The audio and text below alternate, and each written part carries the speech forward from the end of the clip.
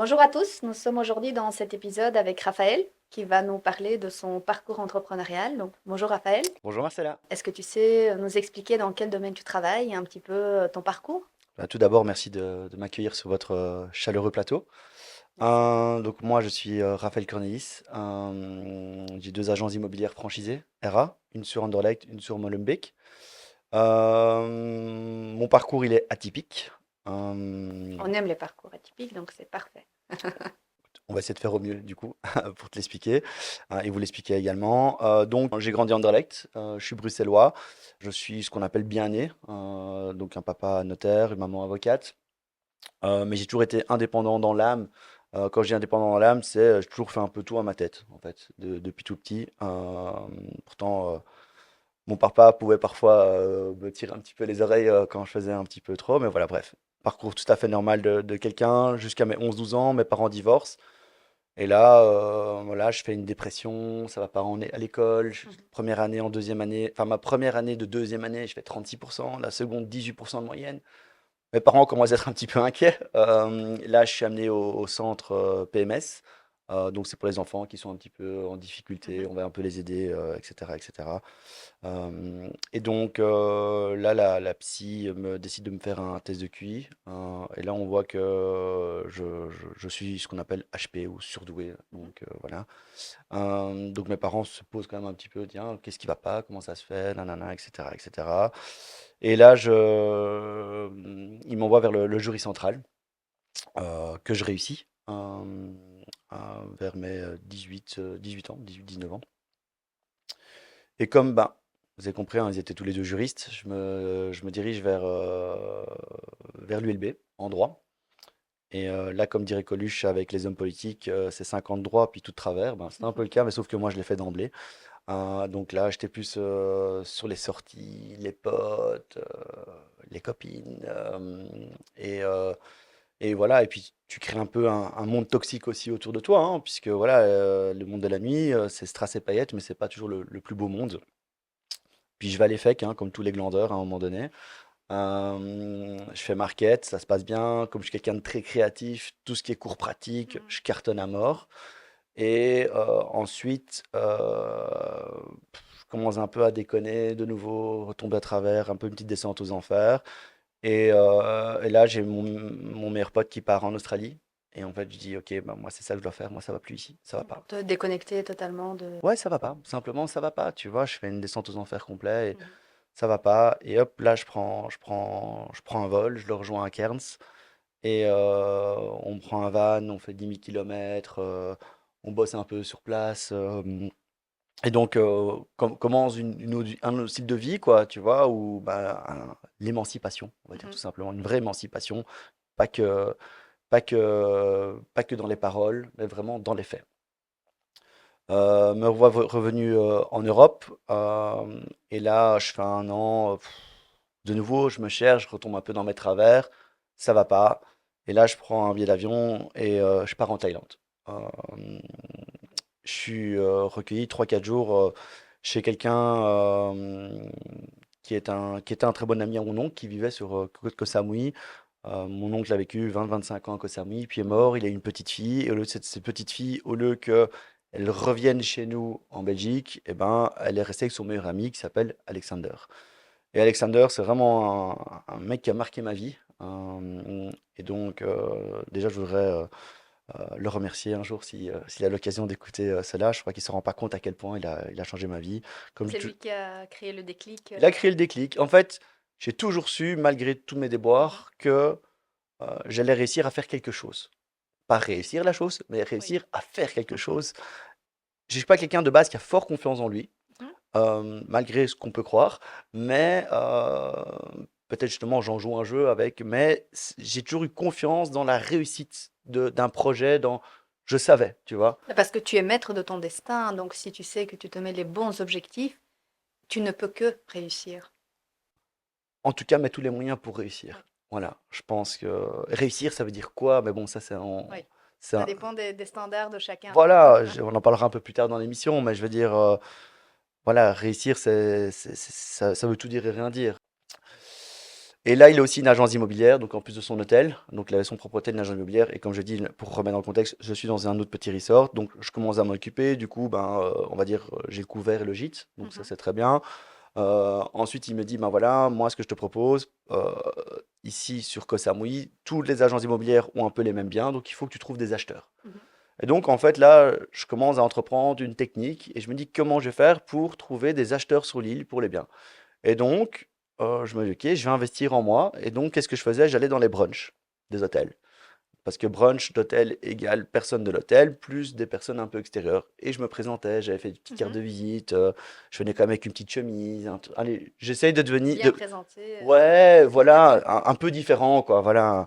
Montrer que je suis résident de l'île et non simplement. Bon, cette vidéo n'est pas envoyée aux autorités thaïlandaises, que normalement il faut avoir un permis de travail sur place. Voilà, écoutez, j'essaierai de passer gentiment à la douane la prochaine fois que je vais en Thaïlande. Et donc, je trouvais du coup des personnes et je les ramenais vers l'agence. L'agence faisait des visites et je prenais des commissions comme ça. Et donc, j'étais content parce que je vivais de mon argent. Donc, ça, Mhm. c'était. C'était une première C'est expérience, la première vraiment. expérience, ouais, et tu vois que ça fonctionne. Tu vois que tu as quelque chose qui fonctionne, tu dis, ok, ok, C'est que j'ai le truc. non, j'ai un petit truc qui a l'air pas si mauvais que ça. Ok. Et, euh, et en fait, à un moment donné, je sais pas comment, ma mère en Belgique dit, on m'a parlé de toi. Ah bon, ouais, on a parlé de toi, on dit qu'il y a un petit Belge qui monte sur l'île. Bon, ce petit Belge, c'était moi, donc c'était petite fierté. Là, mon ego était un petit peu Oui. revalorisé. Et je reviens en Belgique. Pourquoi? Parce que, alors vous allez dire, il est fou de revenir en Belgique alors qu'il est en Thaïlande. Mais simplement, culturellement, je m'embêtais un peu. Alors pourtant, la Thaïlande, c'est super, mais quand tu es Oui, sur... je pense qu'aujourd'hui, enfin, en tout cas, moi, je pourrais pas comprendre. Vouloir quitter la Thaïlande pour venir s'installer en Belgique, faut vraiment le vouloir. Alors il faut savoir qu'en plus, la Thaïlande, tu es sous une junte militaire, mais je me sentais plus libre là-bas qu'ici, bizarrement. Ok. Pourtant, ça reste une dictature, Mhm. mais voilà, je me sentais vraiment plus libre dans mes... Mais simplement, je voulais faire ma vie, je me voyais pas faire ma vie là-bas. Peut-être qu'un jour j'y retournerai et je suis persuadé qu'il y a un bout de moi qui est encore là-bas, mais voilà. Et donc je reviens et là, je reviens plein de motivation. Je connais mon point A. Maintenant, voilà, il faut aller au point B. Il faut le point C, il faut le point D. Voilà, Mhm. je me mets un espèce de rétro-planning. Le point, c'est je vais ouvrir mon agence. Donc, pour ouvrir mon agence, il faut que j'acquière l'expérience. Pour acquérir l'expérience, il faut que je commence dans une agence immobilière. Pour entrer dans une agence immobilière, il faut que j'ai un bon filon. Bon filon, j'appelle un copain qui est Denis Van Damme, qui est propriétaire des agences Century 21 en Belgique. Je fais Don, trouve-moi une agence. Pas de problème, Raph, nanana. Il y a Century 21 City à Chaussée Jet. Parfait, je vais là. Et un peu comme dans le film de Le Loup de Wall Street, je fais aucune comparaison personnelle avec Oui. DiCaprio, hein, pas du tout. En plus, on n'a pas du tout le même train de vie. Et donc, simplement, c'est qu'à un moment donné, dès le début du film, il est un peu bouffé par le système. Et en fait, moi, j'ai été bouffé par le système dans le sens que la femme ici récoltait la garantie des acheteurs sur le compte tiers de l'agence. Mhm. Et en fait, expérience traumatisante, elle est partie complètement avec le compte tiers. Donc, on parle de 150 000 balles qu'elle part avec ça. Donc, bah, t'imagines hein, le nombre de personnes qui ont mis ça. Et voilà, donc c'est vraiment un problème total qui se crée. Moi, jeune dans l'immobilier, perdu, je me Oui, dis, première expérience. ouais, c'est pas le truc le plus chouette, quoi. Puis après, je comprends qu'en fait, j'ai même pas de convention. Enfin, je sais, tu sais, tu fais confiance à ton employeur, en fait, quand Oui, tu tout à commences fait. dans une nouvelle branche. Et en fait, comme quoi, ben, mieux vaut se renseigner aussi. C'est Mhm. important, être, même en tant qu'employé ou collaborateur, il faut bien se renseigner sur les choses. De là, alors, on va reparler justement de mon problème d'autorité. J'ai un pote qui me dit, bah écoute, j'ai une agence, un pote vraiment d'enfance, avec qui malheureusement aujourd'hui on est en bisbrouille, mais la vie a fait que, c'est comme ça.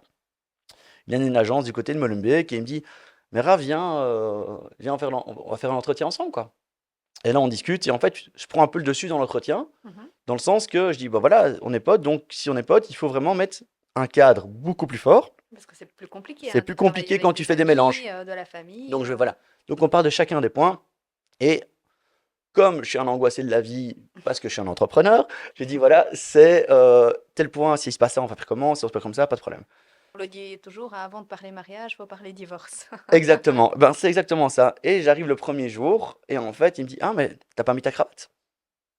Et alors, j'aime bien m'habiller, voilà, chacun a ses goûts, mais j'aime bien les fringues. Et il me dit: «Mais t'as pas mis ta cravate?» Je fais: «Quoi?» Il me fait: «Ouais, c'est cravate obligatoire». Et j'aime bien mettre des cravates, mais j'aime bien mettre des cravates que si je le décide, Que si t'en as envie. que si je le décide, tu vois?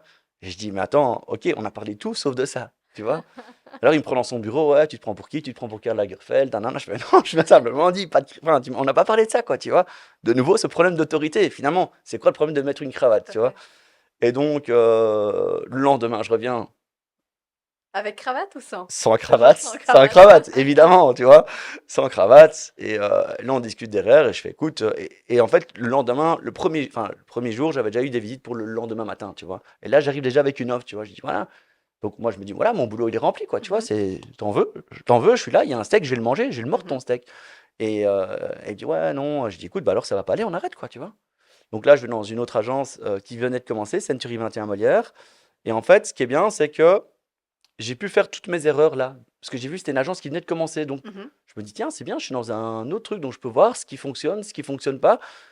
Pourtant, c'était pas moi le patron, Oui. mais bah, tu sais, Voir comment les choses se mettent en oui. place Et puis depuis tu le as des début. personnalités aussi. J'ai une personnalité, malheureusement, parfois qui prend trop de place, tu Mhm. vois. Peut-être par ce manque de confiance, et qui me permet de me dire: «OK, comme ça, je contrôle», tu vois. Oui. Hem, et donc voilà. Et donc à ce moment-là, après, franchement, je fonctionne pas mal. Et une agence peut-être qui entend parler de moi, je pense que c'est ça. Et ils viennent vers moi et ils disent: «Écoute, voilà, on va te proposer un entretien». Et là, c'est une toute grosse agence, une agence qui frôle le million d'euros, heu, sur du côté jet. Et donc là, on commence, enfin, en tout cas à l'époque. Maintenant, malheureusement, c'est un petit peu moins bien pour eux, mais on commence l'entretien et je cartonne d'emblée, d'emblée, d'emblée, d'emblée. Et là, je rencontre quelqu'un qui me dit: «Écoute, tu un super gros potentiel, je crois en toi». Et ce que je vais faire, ben, on ouvre une agence, j'avance les fonds. Et le jour où, ben, tu me rembourses, et le jour où Mhm. tu as ton IPI, et cetera, quoi. Donc on commen on commence comme ça, on grandit. 1 année, meilleure, 1 année, on fait le prix du marketing Benelux, donc on cartonne d'emblée. Deuxième année, on fait le prix du meilleur départ financier, Best Quality, Centurion, donc ça c'est, quelqu'un qui a un des meilleurs agents immobiliers de Belgique. Puis, il y avait aussi, un 4e prix, je sais plus c'est quoi. Bref, c'est du travail, mais c'est du stress, c'est de l'angoisse, c'est de la remise en question, c'est de l'humilité, C'est une prise de risque aussi, hein. c'est des prises de risques constantes. Moi, je le dis, j'ai pas peur de prendre des risques, par exemple, et risquer de tout perdre demain, parce que je sais que si je dois recommencer à zéro, je pourrais tout recommencer à zéro. Quel est ton avis Alors là-dessus? tu le sais parce que tu connais les raccourcis aujourd'hui. C'est-à-dire que pour grossir, là où il t'a fallu 5 ans, aujourd'hui, tu vas pouvoir le faire en 1 an. Mais on ne sait pas aller plus vite que la musique non plus. Alors, je pense que quand tu as peur de perdre les choses, tu n'avances plus. Mhm. C'est aussi simple que ça. Parce que tu gardes ta position. Et je pense qu'à un moment donné, il faut savoir le lâcher prise. C'est très compliqué, surtout pour les indépendants ou entrepreneurs, parce qu'on est souvent dans le contrôlant. On veut Mhm. contrôler toute situation. Donc, on enlève le contrôlant quand on a le premier collaborateur à qui on délègue des choses qu'on faisait nous tout le temps. Puis deux, des choses plus importantes. Puis trois, des choses très importantes. Et là, en fait, tu dois apprendre à déléguer. Et tu comprends que déléguer, pour que toi, tu puisses être avec les grandes lignes de vision, il faut avoir confiance, il faut trouver les bonnes personnes, il faut que des personnes qui te fassent confiance aussi. Parce que toi, quand tu es beaucoup sur le terrain, moi aujourd'hui, par exemple, je suis quasiment plus jamais sur le terrain. Ce que je fais, je m'occupe vraiment. Ici, par exemple, on vient de rentrer 35 unités en nouvelle construction. Voilà, je vais essayer d'avoir vraiment plutôt des gros poissons. C'est pas parce que je minimise les petits poissons, au contraire, je donne autant Mhm. d'importance parce que voilà, mon équipe est là pour, et je suis là pour suppléer et voir tout ce qui se passe derrière. Mais mon rôle aujourd'hui, c'est d'amener dans mon équipe de quoi manger. Et D'accord? comment tu vis aujourd'hui ce rôle, par exemple, moi, lorsque j'ai commencé comme indépendante, ben, je faisais beaucoup de relations clientèle. Et puis, ben, tu engages un premier collaborateur, deuxième, troisième, et puis ben, tu te retrouves à plus faire du management, hein, mais à faire du RH aussi. Et ça, c'est pas évident non plus, parce que je pense qu'à aucun moment, un entrepreneur qui débute son activité ne s'imagine à devoir gérer des personnes et du personnel. Comment toi tu le vis? Alors, je vais faire juste une petite introduction là-dessus, c'est que de base, moi, j'ai une formation d'agent immobilier. D'accord? Donc moi, j'apprends à rentrer une maison, à la vendre et faire toutes les certifications. Quand tu es agent immobilier, ben, tu dois être en même temps un petit peu avocat, tu dois être un petit Mhm. peu psychologue, tu dois être un petit peu marketeur. Donc tu as déjà des casquettes, mais pas des casquettes. Bien. On t'apprend pas à être RH. Il n'y a pas assez de formation. On t'apprend pas à la gestion des personnes. On t'apprend pas, t'apprends sur Mhm. la chose. C'est très compliqué. Pour revenir, ce qui est essentiel également, c'est le feedback de ton client interne, de ton collaborateur. Mhm. Ok, qu'est-ce qui se passe sur le terrain? Ok, je t'ai délégué. Maintenant, je t'ai délégué. À partir du moment où je t'ai délégué, qu'est-ce que tu reçois comme information sur le terrain que je peux changer? Voilà. Et puis, toi, tu veux évidemment, tu sais, les outils que tu utilises aujourd'hui, c'est ceux qui vont causer ta perte demain Mhm. si tu te renouvelles pas. Exemple, ben, on le voit bien hein, avec n'importe qui n'utilise pas l'IA aujourd'hui, ben, il va passer complètement à travers. Et l'IA que tu utilises aujourd'hui, il y a déjà une autre évolution IA qui va se passer que si tu Mhm. n'utilises pas, tu es déjà aussi à Tout côté. à Enfin, fait, il faut savoir suivre. voilà. On en parlait là tantôt de déléguer. Et je suis certaine que c'est déjà arrivé d'être contacté par un content, par un client, pardon, mécontent. Bien sûr. Et donc, tu te retrouves à devoir gérer en fait cette relation entre ton collaborateur, le client qui est mécontent, toi qui dois retrouver la vérité entre. Comment est-ce que tu gères là? Alors, moi, j'appelle ça la technique du parapluie. La Ok. technique du parapluie, c'est quoi? La technique du parapluie, c'est quand tu es dans une discussion avec quelqu'un et que tu sais que tu es en tort, tu vas sortir ton parapluie en te donnant plein d'excuses, tu vois. Et Mhm. donc, c'est ton ego qui parle parce que tu es dans un déni. Nous, quand on a un problème avec un client mécontent, la première chose que je fais, je prends mon collaborateur, on va dans une pièce, je lui crie pas dessus, ça sert à rien. On n'est pas, Oui. on n'est pas dans, on n'est pas. Il faut être un leader. Il faut pas être dans un leadership toxique. Moralisateur ou Ouais, toxique, on oui. va simplement être dans une discussion. Oui, tu peux être pas moralisateur, mais à un moment donné, tu peux dire, ok, quel processus tu n'as pas respecté. Ouais. Donc, je demande la situation par rapport au dossier. Et je regarde tout ce que nous on a fait, parce que souvent c'est oui, mais le client il est chiant, oui, mais le client oui, oui, mais le client il a signé avec toi et le client il est roi, d'accord? Par contre, on doit aussi parfois nous montrer nos limites par rapport au Tout à fait. client, c'est totalement important. Mais l'expérience client, elle est primordiale. Tu dois sortir simplement en disant, j'ai pas eu affaire à une agence immobilière, j'ai eu une affaire à chez Cornelis, j'ai vraiment eu une expérience client où je me suis senti bien. Et je suis persuadé qu'il y a des gens qui vont regarder cette vidéo ou des tranches de vidéo, ils vont dire ouais, mais non, moi, en fait, j'étais pas content et vous avez raison et mettez-le en commentaire parce que c'est avec grand plaisir que je veux discuter avec vous. Je suis jamais fermé à la critique et je le dis vraiment et c'est important et C'est comme ça qu'on évolue, c'est hein. comme ça qu'on On se évolue. remet en question et puis tout à Et fait. donc je parle avec le collaborateur, voilà, qu'est-ce qui s'est passé? Qu'est-ce que nous on a pu faire de mieux? Oui, mais non, voilà. Et donc là, j'évacue un peu tout ce qu'il y a dans son parapluie et j'écoute un peu toutes Mhm. ces informations et je dis voilà, donc qu'est-ce qu'on aurait pu faire de mieux? Est-ce qu'on a fait le travail à 100% de notre côté? Est-ce que dans l'engagement de service qu'on a promis au client, est-ce qu'on l'a fait? Non. Ok, donc le client a raison. Le client a raison. Mhm. Comment est-ce qu'on va faire pour rattraper le client? Alors, il y a des alternatives. On fait Oui. toujours un petit rendez-vous avec le client, on essaie un peu de calmer, on essaie de comprendre. Maintenant, on est dans un monde, parfois chez nous, on est parfois des personnes, par exemple, qui achètent une maison et qui vendent un appartement derrière. Et donc, ben voilà, il y a quand même un stress financier, donc tu dois Tout à aussi fait. calmer l'angoisse.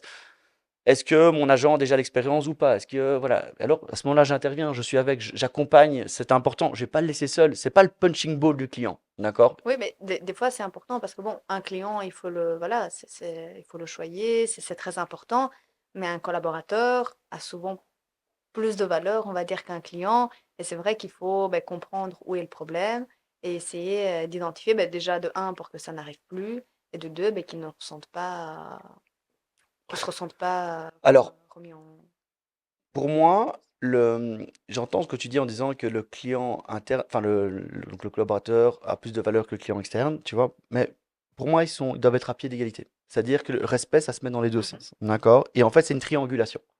Donc, il y a ici, moi, le capitaine de bateau, qui a une relation avec le client externe, donc Oui, le client, et mon client interne, et qui lui a aussi une relation. Donc, il y a vraiment tout à fait. ce triangle. Et il faut que pour que ça matche, que le triangle soit complètement aligné. Donc que toutes les lignes soient Mhm. ensemble. Donc il faut que ce soit un respect mutuel de toutes les parties. Si moi je suis hautain par rapport à mon collaborateur, il y a fort possibilité qu'il soit hautain par rapport au Tout client. à fait. Parce que c'est l'image que je vais Mhm. renvoyer. Or, je veux pas ça. Simplement, service, service, service, service, service, service. Quand moi je parle avec un client, en tout cas au début de ma carrière, ou encore maintenant, de temps en temps, quand j'ai encore même si je suis beaucoup, comme je t'ai dit, moins sur le terrain, je dis, je préfère avoir une bonne réputation qu'une ceinture dorée.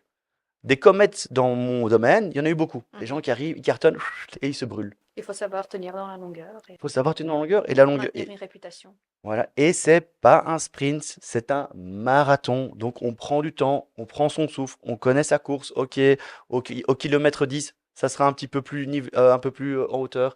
Au kilomètre 12, là attention, c'est à gauche. Kilomètre 15, attention, c'est un peu plus boueux. C'est exactement ça, c'est un marathon. Et puis à un moment donné, tu as une descente. Ah tiens, c'est plus chouette, c'est plus facile. Oui. Mais derrière la descente, tu auras toujours une montée. Donc c'est vraiment ça, c'est un marathon, et il faut vraiment se le dire, donc pas le vivre comme un sprint. Et donc le marathon, bah, ça s'entretient, c'est bien s'hydrater, c'est voilà, il y a des processus. On va prendre une petite photo en souvenir qu'on va accrocher ici sur le mur et comme Parfait. ça, on gardera un souvenir de cette vidéo. Tu veux que je signe? Ah bah peut-être, ça aura beaucoup dans quelques années.